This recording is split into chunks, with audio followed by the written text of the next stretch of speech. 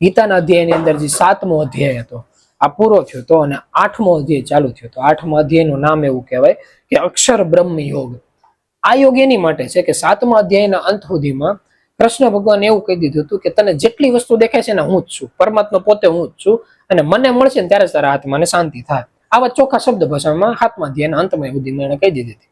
એટલે 8મા અધ્યાયની શરૂઆતમાં અર્જુનજી છે એ કૃષ્ણ ભગવાન એવો સવાલ પૂછે, અને સવાલ પૂછતા એમ કે તમે એમ કહો છો કે તમે કયો એ રીતે કર્મ કરીએ ને છેલ્લે પરમાત્મા મળે, તો છેલ્લે શું થવું જોઈએ? વ્યક્તિના મૃત્યુનો સમય કેવો હોવો જોઈએ, એની ક્ષણ કેવી હોવી જોઈએ, આખા જીવનની અંદર એને કેવા કર્મ કર્યા હોય ત્યારે મૃત્યુની ક્ષણ એવી મળે, મૃત્યુના ક્ષણ પછી કયા કયા આત્માઓની કયા કયા રીતની ગતિ થાય છે, એના કેવા જન્મ થાય છે, એને કઈ રીતે મોક્ષ મળે છે, એના ગૂઢ રહસ્ય શું છે, આ તમે જો સમજાવો તમારી કૃપા કહેવાય.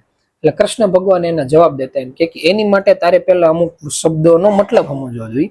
તારે અમુક એવા શબ્દો બતાવે કે અધિદેવ કહેવાય, એક આવે અધિવ્યક્તિ કહેવાય, અને એની સિવાય એક અધિભૂત એવા શબ્દો વાપરે.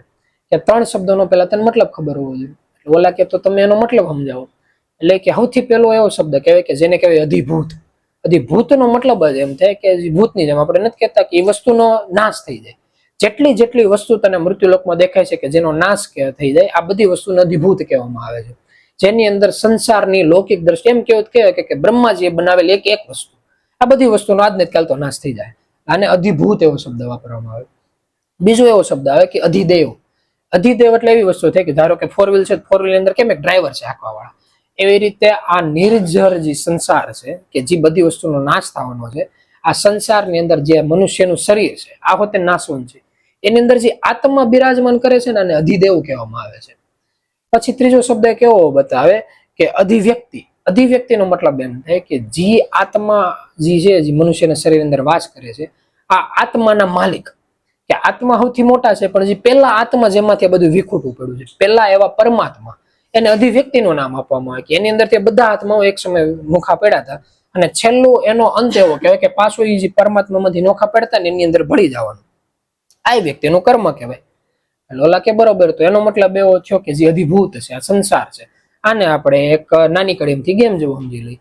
જે અધિદેવ છે એ મૃત્યુલોકની અંદર આવે છે, એના જે કઈ કર્મો છે એ કર્મ કરે છે, ફળ ભોગવીને એનાથી પાછા પોતાના રસ્તે જાય છે, અને એનો અંત સમય આવે કે અધિવ્યક્તિની અંદર એ ભળી જાય, જે પરમાત્મા છે એની અંદર ભળી જાય. તો તમે એ સમજાવો કે તો મૃત્યુના સમયે કયા વ્યક્તિની કઈ રીતની ગતિ થાય? એટલે એ સમયની અંદર કૃષ્ણ ભગવાન મૃત્યુનું આખી સમજણ બતાવે છે. કે ઓલા નથી કહેતા કે જીવતા તો બધાને આવડે, મરતા આવડવું જોઈએ. એ મરતા આવડવાનું જે રહસ્ય છે ને એ 8મા અધ્યાયની અંદર આવે. ત્યાંથી વ્યક્તિ વાત કરે, કૃષ્ણ ભગવાન એમ કે સૌથી પહેલા તો જીવનની અંદર 1,84,000 જીવાત્માઓ છે. એ ગમે એટલો સમય પોતાની રીતે ગમે એટલા સારા કર્મ કરી નાખે, 1,84,000 કોઈ જીવાત્માની અંદર એ શક્તિ નથી કે જ્યારે એનો આત્મા શરીરમાંથી છૂટા પડે ત્યારે એ આત્મા પરમાત્માની અંદર ભળી શકે. નોર્મલ મૃત્યુલોકના નીતિ નિયમોની અંદર આ વસ્તુ આવતી જ નથી. ખાલી એક જ એવા શરીર છે જેને મનુષ્યનું શરીર કહેવામાં આવે છે કે જ્યારે એ આત્મા શરીરમાંથી છૂટે ત્યારે એની પાસે ચાન્સ કહેવાય એના કર્મના આધારે કે એ પરમાત્માની અંદર ભળી શકે. હા, આની અંદર અપવાદ રૂપ છે કે જેવી રીતે આપણે નથી કહેતા કે ભાઈ પાડો પીર થઈ ગયા, એનું મતલબ એ રીતનું છે કે ગંધર્વ કોટીના કોઈ જીવાતમાં જો કોઈ 1,84,000 ની અંદર ગયા હોય અને એના આગળના કર્મ એટલા વ્યવસ્થિત હતા કે જેના લીધે એ વ્યક્તિને મોક્ષ મળી ગયો એમ જ હતું, પણ એના કોઈ શરીરની અંદર એવું કોઈ કર્મ થઈ ગયું હતું કે કર્મ એને 1,84,000 જઈને જ ભોગવવું પડે. તો એવું થઈ ગયા કે કોઈ એક આત્માને કોઈ એક સમય પૂરતું એ શરીરની અંદર મળે કે જેને 1,84,000 નું શરીર લેવું પડે, અને ત્યાંથી ઓલા લોકોનું જે શરીર છે જયારે શરીર છૂટે ત્યારે એને સીધો મોક્ષ મળે. આની સેમ ટુ સેમ વસ્તુ તમે કૃષ્ણ અવતારની અંદર ઘણા બધા વ્યક્તિને જોઈ શકો. એમાં એક હારો નાનો કડમ જેવો પ્રસંગ લઈ લે તો એવું બતાવે કે કૃષ્ણ ભગવાનને એક વખત જયારે એ સમયની અંદર એવું હોય કે બાળા લીલા કરતા હોય, સારો શબ્દ વાપરી હતી, પણ એની મમ્મીની નજરમાં એવું કહેવામાં આવે કે તોફાન કરતા હોય. તોફાન કરતા ને ત્યારે કૃષ્ણ ભગવાનને એક વખત બાંધવા મની ટ્રાય કરે, અને એક લાકડાની એક વસ્તુ બતાવે એની યાર કૃષ્ણ ભગવાનને બાંધી દે. ત્યારે બાંધીને જયારે ત્યાંથી હાલતા થાય ને, લાકડાની જે વસ્તુ છે ઊંચી કરીને હાલતા થાય ને પાછળ બહુ મોટો ગોઢાયો હોય, ત્યારે એ સમયની અંદર એવું બતાવે કે 2 વૃક્ષ હોય, વૃક્ષની વચ્ચેથી કૃષ્ણ હાલવાની કોશિશ કરે, અને હાલવાની કોશિશ કરે જે વૃક્ષ હોય ને વૃક્ષ છૂટી જાય ને એમાંથી 2 ગંધર્વ જીવાત્માની ઉત્પત્તિ થાય. એમ કે કાલાંતર યુગની અંદર અમારાથી કોઈ અકર્મ થઈ ગયા, બ્રહ્માજીએ શ્રાપ આપ્યો હતો, એના લીધે અમે શરીરમાં હતા, જયારે અમે એમ કીધું તો આનાથી ક્યારે મુક્તિ થાય, ત્યારે એમ કીધું હતું કે દ્વાપર યુગની અંદર કૃષ્ણ આવશે ને ત્યારથી મુક્તિ થાય. એટલે આવું ક્યાંક ખૂણે ખાસ કેવું સાંભળવા મળે છે કે ભાઈ ગંધર્વ કોટીના કોઈ અમુક એવા જીવાત્મા હોય કે જે આ રીતે 1,84,000 માં ગયા ત્યાંથી મુક્તિ થાય. આની સિવાય કોઈ ચાન્સ નથી. હવે તો બીજી વસ્તુ રહે કે ધારો કે કોઈ મનુષ્યનું શરીર છે, તો મનુષ્યના કોઈ પણ જીવાત્મામાં જયારે એનો અંત સમય આવે ત્યારે એની ગતિ કઈ રીતે થાય? તો સૌથી પહેલા તો એના 6 વિભાજન પડે. 6 વિભાજન એ રીતે કે કોઈ પણ વ્યક્તિ જયારે આખા શરીરની અંદર જીવન જીવે છે, એની પાસે નામ છે કે ગુરુ મહારાજ છે, કઈ લેવા દેવાની. નોર્મલ કોઈ પણ જેની પાસે મનુષ્યનું શરીર છે, એ આખા શરીરની અંદર જેટલા સત્કર્મ કરે, ધારો કોઈ વકીલ છે તો સારું કર્મ કરે, કોઈ ધનબળ વાળા વ્યક્તિ છે, કોઈ હરકી જગ્યાએ દાન દીધું, કોઈ બાહુબળ વાળા વ્યક્તિ છે તો સૈનિક તરીકે કે જે એનું દાન દીધું, કોઈ રાજસી વ્યક્તિ છે, રાજપાટ વાળા, એને એનું સારું કામ કર્યું. સરવાળે કોઈ પણ રીતે એનું સત્કર્મ એકત્રિત કરે, એટલે આખું સત્કર્મમાં જેવી રીતે વ્યક્તિનું બેંકની અંદર એકાઉન્ટ કેમ હોય એ રીતે એની અંદર આખું સત્કર્મ જમા થાય. આખું સત્કર્મ જમા થાય ને એની પોટલી વળી જાય કે આ વ્યક્તિ પાસે એટલું સત્કર્મ છે, આંકડાના રૂપમાં એટલું સત્કર્મ આત્માની અંદર છે. પછી આખા જીવનની અંદર એ વ્યક્તિના જીવનમાં જે વસ્તુ ઘટી હોય, છેલ્લા શ્વાસે એની વસ્તુ યાદ આવે. ધારો કે આખો જીવન એવું હોય કે એને બુદ્ધિબળ બહુ હોય, પણ કોઈ શેઠિયાની ઘરે આખો જીવન એને નોકરી કરે એટલે એને એમ થાય કે એટલી બધી બુદ્ધિ તો તેને કઈ કામના નહીં, એની બદલે જો થોડુંક ધનબળ આવી જાય તો કામ થઈ જાય. એટલે એનું જેટલું સામથર્ય હોય ને એ ધનબળની અંદર ટ્રાન્સફર થઈ જાય. બીજા શરીરની અંદર એ બધી વસ્તુ એને ધનબળમાં મળે. નાનપણથી ઓલા નથી કેતા કે બોર્ન વિથ સિલ્વર સ્પૂન અથવા ગોલ્ડન સ્પૂન, કે જન્મ થતા તેના હાથમાં ચાંદી અથવા સોનાની ચમચી હોય. આવા વ્યક્તિનું એનું જીવન થાય. બીજા શરીરની અંદર એને ધનબળ મળે, પણ ઓલું બુદ્ધિબળ વયું જાય, જે શારીરિક શક્તિ બળ હોય બધું વયું જાય. એટલે એના લીધે 6 એવા બળ કહેવામાં આવે છે. પેલું તો બુદ્ધિબળ, બીજું ધનબળ, ત્રીજું શારીરિક શક્તિ બળ, ચોથું એવું કહેવાય છે કે યોગ્ય જનબળ, કે જેવી રીતે આપણે ઘણા વ્યક્તિ નથી ઇન્ફ્લુએન્સર કહેવાય કે એક વખત પોડકા બહાર સંસારની અંદર આવે ને એમ કે ભાઈ એટલા વ્યક્તિ ભેગા થયા એટલે લાખો વ્યક્તિને કયામાં હોય. યોગ્ય વ્યક્તિને કયામાં, એને યોગ્ય જનબળ કહેવાય કે ઘણા ખરા વ્યક્તિનું કયું કરે. પછી કહેવાય સત્તાબળ, કે જેવી રીતે કોઈ સરપંચ હોય કે જિલ્લાના મેન વ્યક્તિ હોય કે રાજ્યના મુખ્યમંત્રી હોય કે આખા દેશના વડાપ્રધાન હોય, આને સત્તા કહેવાય. આ 5 બળ થયા જૂના સમયની અંદર રાજા, અને 5 અલગ અલગ બળ કહેવાય. કોઈ પણ વ્યક્તિને છેલ્લા મૃત્યુ સમયે 5માંથી એક બળ યાદ આવે કે આપણે અંદર કા બુદ્ધિ ઘટી, કા ધન ઘટ્યું, કા શરીર ઘટ્યું, કા 2-5 જણા આપણને માનતા નહોતા. જે કોઈ વસ્તુ એને ઘટતી લાગે, જેટલા ટકામાં ઘટતી લાગે, બીજા શરીરમાં એ વસ્તુ એને મળે. એટલે આ મૃત્યુ લોકમાં બધા વ્યક્તિઓને એક ચક્ર ચાલુ થઈ જાય. કૃષ્ણ ભગવાન વાત કરતા એમ કે છે કે જે વ્યક્તિને છેલ્લા સમયે જે વસ્તુ ઘટે, બીજા શરીરમાં એની વસ્તુ મળે. હા, મેં 5માંથી બીજી એક ઘટે, પાછું ઓલું મળે, પાછું આ ઘટે, પાછું આ મળે, એવી રીતે ચકડી મેરા રાખે. હવે આમાંથી જે વ્યક્તિ આગળ નીકળે ને એ રીતે નીકળે કે ધારો કે કોઈ વ્યક્તિ સામથર એકત્રિત કર્યું, એટલું બધું એકત્રિત કરી નાખ્યું કે બીજા શરીરમાં એને પૂરું ધનબળ મળ્યું. હારો સામથરે પાછો વધ્યું, તે ધનબળે મળ્યું, બુદ્ધિ બળે મળી. હારો શારીરિક સુખ જી કે બાહુબળી મળ્યું, સત્તા બળે મળી. એવી રીતે એવો કોઈ વ્યક્તિ થઈ ગયા કે આપણે ઇતિહાસની અંદર નથી કેતા મસ્કત રાજાની જેમ, કે જેની પાસે બધા બળ હતા. રાજપાટની જગ્યાએ એને કોઈ વસ્તુ ઘટે જ એટલી શક્તિ એની પાસે હતી. જયારે વ્યક્તિ 5 બળ પોતે ભોગવે અથવા કોઈ બીજા વ્યક્તિને ભોગતા જોઈને એને ખબર પડી જાય કે આ બધું હોવા છતાં એને માનસિક રીતે સુખ શાંતિ નથી મળતી. વ્યક્તિ એક વખત એ સ્વીકાર કરી લે કે બધું હોય ને તો આપણે સુખી નહીં થાય, ત્યારે એ 6ઠી શક્તિ ઉપર એનું ફોકસ કરે. 6ઠી શક્તિને એવું કહેવાય આત્મબળ. જેટલા તેજસ્વી આત્મા છે ને એનું સામથર એટલા હદ સુધીનું હોય કે એક બાજુ ઓલા નથી કેતા ધનબળ તો આખા વિશ્વમાં પહેલા નંબરના વ્યક્તિ, કે બુદ્ધિબળ તો પહેલા નંબરના, એ બધા પહેલા નંબરના વ્યક્તિને ભેગું કરીને સામથર એકત્રિત કરે ને તો તેને આત્મબળને ટકાની પોઈન્ટવાય ન કહેવાય. એટલું મોટું આત્મબળમાં સામથર્ય જોઈએ. એટલે કોઈ વ્યક્તિ એકત્રિત કરીને નક્કી કરે કે હાલો ભાઈ આપણે આત્મબળમાં નાખવું છે, એટલે જો બધું હોય ને બધું હોય જાય, બધી વસ્તુ આત્મબળમાં થાય. પછી આ નામ સાંભળવા મળે, પાછો એનો સત્કર્મનો બેડો ભેગો કરવાનો, પોટલું ભેગું કરવાનું. એમ કરતા કરતા વ્યક્તિ પણ એટલું સામથર્ય એકત્રિત થઈ જાય કે એક નહીં હજારો યુગો સુધી ધનબળમાં કોઈને આટી ન મારી શકે, સત્તાબળમાં નહીં, બુદ્ધિબળમાં નહીં, બધું એકત્રિત કરીને તેની પાસે નામ સાંભળવા મળે અને પછી વ્યક્તિ નામ લે. જયારે આપણને એમ લાગે ને કે આપણે પાસે ભગવાનની દયાથી બહુ કઈ લાંબુ નથી, ત્યારે સમજી લેવાનો મંત્ર છે ને એ મંત્રની એટલી મોટી કિંમત છે કે ગયા શરીરમાં આપણે એવી વસ્તુ માંગેલી કે બીજું કઈ મળે કે ન મળે, આ મંત્ર મળવો જોઈએ. એટલે બધું આપણું સામથર્ય ત્યાં વયું જોઈએ, બધું ઘટતું જ્યાં બધું દેખાય છે ને આમાં જુઓ. એટલે એ રીતનું થાય. એટલે કૃષ્ણ ભગવાન એમ કે કોઈ પણ વ્યક્તિનો છેલ્લો સમય બળે કે જે એનું જે સામથર્ય છે ને એ આની અંદર જાય. પછી માની લઈએ કે આપણે આત્મબળના રસ્તા ઉપર હાલીએ છીએ, પરમાત્માના રસ્તા ઉપર, એટલે વ્યક્તિ પાસે નામ છે, એટલે ઓલા બધા આત્માઓ નીકળી જાય શરીર વાળા, કે જેને પાસે મનુષ્ય શરીર છે પણ ગુરુ મહારાજ કે નામ મંત્ર દીક્ષા નથી. આપણે પાસે મંત્ર દીક્ષા છે, આપણે નામની અંદર મહેનત કરીએ છીએ. તો આવા વ્યક્તિની ગતિ કેવી હોય? આવા વ્યક્તિની લીગલી એવી ગતિ હોય કે જેટલો સમય થાય એટલે એ રીતે જયારે યાદ આવે ત્યારે મંત્રનું સ્મરણ કરવાનું, ધ્યાનમાં બેસવાનું, છેલ્લા શ્વાસ સુધી મહેનત કરવાની. મહેનત કરતા કરતા એવું થાય કે ધારો કે આત્માનો ભ્રષ્ટ યોગ એ દેહ તૂટે. ભ્રષ્ટ યોગનો મતલબ એમ થાય કે 12,960 કલાક એનાથી પૂરી ન થાય, અથવા સંસારમાં વધારે ધ્યાન દઉં, કેવા પૂરતું નામની અંદર મહેનત કરું છું. મોટા ભાગના આત્માઓનો આ જ રીતનું આપણું લખાણ જોતા હોય. ત્યારે છેલ્લા શ્વાસમાં એનું જીવન આખું એવું થાય કે શરીર છોડે ને એટલે શરીર છોડતા હવે મૃત્યુ લોકમાં કોઈ પણ એક જગ્યાએ મનુષ્યને એનું શરીર મળે. એટલે જે 1,84,000 ની અંદર જે આખો આટો મારો પડતો હોય ને આખો આટો કપાઈ જાય.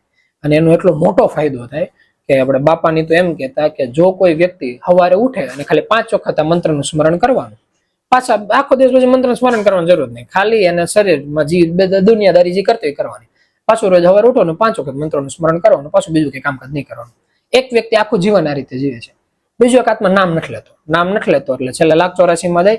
એ 4 યુગ ફરીને આવે ને ત્યાં સુધી માણે પાછા શરીરો તો ફેરવા હોય. આ 4 યુગ ફરીને આવે ને તો આ વ્યક્તિને આત્મ તત્વનું જ્ઞાન થઈ જાય, મોક્ષ મળી જાય. એટલો મોટો ફાયદો થાય. એટલે ખાલી આપણે પાસે નામ હોવાનો જ આપણે ફાયદો છે કે છેલ્લા શ્વાસ સુધી આપણે મંત્ર યાદ રહ્યો હોય ને એનો મતલબ એ જ થાય કે બીજા શરીરમાં પાછું મનુષ્યનું શરીર મળે ને પાછું આ નામ મળશે. નામની અંદર મહેનત કરવાની. હવે જેટલા વ્યક્તિને કુદરતી રીતે નામ યાદ આવે એના આગળના બેલેન્સના આધારે હોય કે ધારો કે આપણને દિવસની અંદર 5 કલાક મંત્ર યાદ આવે છે, 5 વખત યાદ આવે છે કે 50 વખત યાદ આવે, એ આપણે આગળના કર્મના આધારે હોય. જ્યારે આપણને યાદ આવે ને ત્યારે આપણે મનને જો નામના સ્મરણની અંદર લગાડીએ તો બીજી વખતે વધારે યાદ આવશે. પાછું સ્મરણની અંદર લગાડીએ ત્રીજી વખતે પાછું વધારે યાદ આવશે. અને જ્યારે એમ થયું કે નામ યાદ આવ્યું પણ અત્યારે અત્યારે કઈ કામનું કામ કરીએ છીએ, જેમ કે ધારો કે રૂપિયા ગણીએ છીએ, કાં કોઈ પિક્ચર જોઈએ છીએ, સિરિયલ જોઈએ છીએ, કે રસ્તો પર ગાડી હાંકીએ છીએ, આપણને કોઈ પણ એવું કારણ લાગ્યું કે અત્યારે નામ યાદ આવ્યું છે તો નામ કરતા આ વસ્તુ કામની છે, એટલે બીજી વખતે જયારે નામ યાદ આવે ત્યારે એટલું ઓછું યાદ આવે. પ્રકૃતિ એમ નક્કી કરે કે આની માટે નામ કરતા વધારે કામનું છે એટલે નહીં કામ આપે રાખે. એમાં વ્યક્તિ આગળ ને પાછળ હેલા રાખે, શરીરો ફેરવે રાખે, આગળ ને પાછળની ગતિ કરી રાખે. એટલે આત્માને એની સાથે ધ્યાન દેવાનું કે જયારે એને યાદ આવે એટલે મંત્રનું સ્મરણ કરી નાખવાનું. એમ કરતા કરતા પાછા વ્યક્તિ આગળની યાત્રા કરે. આગળની યાત્રા કરતા કરતા એવું થાય કે જયારે છેલ્લો શ્વાસ છૂટે ને ત્યારે કુદરતી રીતે એને એવો વિચાર આવે કે આપણે ગુરુને તો માનતા હોય એટલે ગુરુ જેવું કઈ નથી. એટલે કુદરતી રીતે એને એવો વિચાર આવે કે આવતા શરીરની અંદર આપણને આત્મા મળવા જોઈએ, નામ મળવું જોઈએ અને ગુરુ મહારાજ મળવા જોઈએ. ગુરુ મહારાજ મળવા જોઈએ એટલો વિચાર. એટલે બીજા શરીરની અંદર જો ગુરુ મહારાજ હોય એ બે માંથી એક જગ્યા હોય, કાં પરલોકમાં હોય કાં મૃત્યુલોકમાં, કોઈ પણ જગ્યાએ અવતાર લઈને આવ્યા હોય. એટલે જે શિષ્ય હોય ને શિષ્ય પાછા અહીંયા જ જાય, પાછો અવતાર લઈને મૃત્યુલોકમાં હોય એની નિકટમાં જ કંઈક આવે. એટલે એને લીધે એવી જોડી હોતે બને છે કે ગુરુ શિષ્યની જોડી, કે જે ઘણા ખરા યુગો સુધી ગુરુ શિષ્યની જોડી એલા રાખે. જે સાધકો ની ઘણા ખરા સુધી એના શિષ્ય થયા રાખે, જે ગુરુ હોય ને એના શિષ્ય થયા રાખે. એટલે એને લીધે શબ્દો હોતે વાપરે કે આ આના અંશ છે. એનો મતલબ એવો થાય કે જેટલી વખત એક વ્યક્તિ ગુરુ તરીકે હોતે ને ત્યારે એને અમુક 10-15 શિષ્યનો જે આ લડવું હોય ને એને ભેગું જ હોય. એ એવી ઈચ્છાથી એલા રાખ્યું હોય કે ઓલા જયારે ગુરુ મૃત્યુલોકમાં આવે ને ત્યારે બધા શિષ્યનો સંકલ્પ એવો હોય કે આપણે આની ભેગા રહેવું છે, એટલે બીજા શરીરમાં એની ભેગા રહીએ. એટલે એનું આખું જે જૂથ હોય ને ભેગું એલા રાખે. એટલે કે આની જેવી વાત થાય. પછીનો જે વસ્તુ થાય એ રીતનું થાય કે જો કોઈ વ્યક્તિ નામની અંદર ઊંડા ઉતારવાનું ચાલુ કરે, ઊંડા ઉતરતા જો વ્યક્તિ એક તાર લગાડી દે. એક તાર એટલે એટલી અઘરી વસ્તુ છે. એક તારનો મતલબ એવો થાય કે 24 કલાકની અંદર વ્યક્તિ કોઈ પણ કર્મ કરતા હોય એનું મન સતત સ્મરણ કરતો હોય 24 કલાક, એનો એક શ્વાસ ખાલી ન જાય, એને એક તાર લગાડ્યા કહેવાય. જો કોઈ વ્યક્તિ એટલા હદ સુધી પૂગી જાય તો જે અંત સમય આવે ને ત્યારે એને મોક્ષ મળવાના ચાન્સ કહેવાય કે જયારે અંત સમયે વ્યક્તિને મોક્ષ મળી જાય. મોટા ભાગે જો કે એક તાર લાગી ગયો ને ત્યારે વ્યક્તિ એના લાયક જ પૂગી ગયો. મોક્ષ મળે ને એટલે એવું થાય કે એ વ્યક્તિનું જે જીવન છે એના પછીના શરીરમાં મુક્ત આત્મા કહી શકાય. તો મોતના સમયે, મૃત્યુના સમયે એના અલગ અલગ દ્વાર કીધેલા છે. અલગ અલગ શાસ્ત્ર પુરાણની અંદર એવા વર્ણન છે. વર્ણન કહેતા એમ કે છે કે મનુષ્યના શરીરની અંદર મૃત્યુના 10 દ્વાર કહેવાય. જ્યારે કોઈ પણ મનુષ્યનું શરીર દેહ છોડે છે ત્યારે 10 દ્વારમાંથી જે દ્વારમાંથીનો પ્રાણ નીકળે ને એનાથી ખબર પડે કે બીજા શરીરની અંદર એ વ્યક્તિ કયા શરીરમાં જાય. સૌથી એના નીચેથી લોકો ચાલુ કરે. એટલે એવું કહેવાય છે કે મળ અને જે મૃત્યુ છે એનો દ્વાર કહેવાય. મળ મૂત્રનો જે દ્વાર કહેવાય એ એને 2 દ્વાર ગણવામાં આવે છે. એનો મતલબ એમ થાય કે જ્યારે કોઈ શરીર છે એ શરીર શાંત થાય, જ્યારે શરીરમાંથી આત્મા વિખૂટા પડે અને જો એ સમયની અંદર એનો મળ અથવા મૂત્રનો ત્યાગ થઈ જાય તો એનો મતલબ એમ થાય કે છેલ્લા 2 દ્વારમાંથી એના આત્મા નીકળે. જ્યારે આવું થાય ત્યારે આ આત્માનું જે બીજું શરીર છે એ કીટ પતંગના જીવાત્માની અંદર જ જાય. એટલે એનું જે બીજું જે શરીર છે ને કીટ પતંગના જીવાત્માની અંદર આટા મારીને આવે. પછીના જે ઉપરના જે 2 દ્વાર છે એને મુખના દ્વાર કહેવાય. જો કોઈ શરીરનો છેલ્લો શ્વાસ નીકળે ને ત્યારે મોઢામાંથી ફૂફ થઈને એવો નીકળી જાય. ત્યારે એવું કહેવાય કે એનો જયારે શ્વાસ છૂટ્યો ત્યારે એના જે આત્મા છે મુખ દ્વારા બહાર નીકળે. એટલે એને હોતેની લોકો 2 દ્વાર ગણવામાં આવે છે. એમાંથી કોઈ પણ વ્યક્તિનું જીવાત્મા નીકળાવે એટલે એનું જે બીજું શરીર હોય ને જમીનના જે પ્રાણી છે ને એમાંની અંદર જાય. કે જે રીતે ગાય છે, કૂતરા છે, ગધેડા છે, જેટલા જમીનની અંદર 4 પગે હાલતા જેટલા પ્રાણીઓ છે એ બધાની અંદર એ વસ્તુ જાય. બીજો શરીર એનો એવો જાય. પછીનો જે સમય છે એવું કહેવાય છે કે એના આગળના 2 દ્વાર કે જે નાકમાંથી અંદર ઊંડો શ્વાસ લઈને શ્વાસ છૂટી જાય એનો, એટલે એનો મતલબ એ લોકો એવું કહે છે કે નાકમાંથી એના પ્રાણ નીકળે. જ્યારે એ રીતે પ્રાણ નીકળે ત્યારે એનું જે બીજું શરીર હોય ને હવાઈ ગમન થાય. જેટલા પક્ષીઓ છે ને એની અંદર એનો આત્મા ગયો હોય.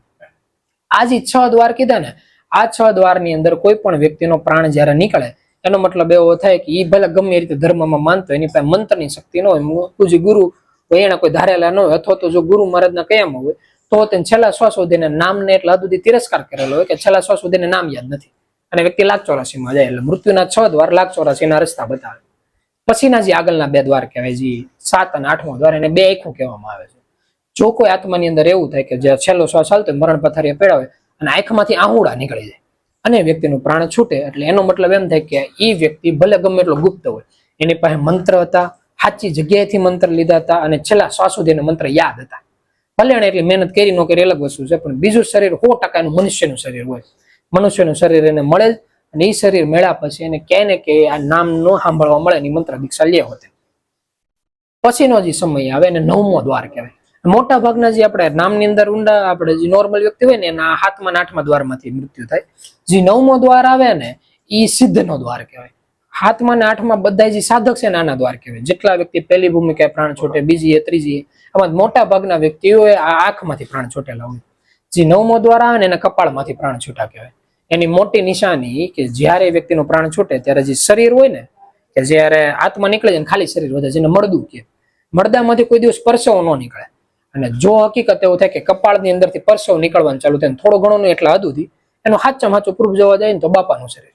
બાપાનું જયારે સુરતમાં જયારે દેહાંત થયું હતું ત્યારે એવું કહેવાય છે કે શરીરને દેહમાં લઈ ગયા હતા 4 વ્હીલમાં, ત્યારે એ સમયની અંદર કપાળમાંથી પરસેવો નીકળવાનું ચાલુ થયો ને 1 2 નેપટીન જોડામાં નીચોવી નાખીને એટલો પરસેવો નીકળ્યો હતો.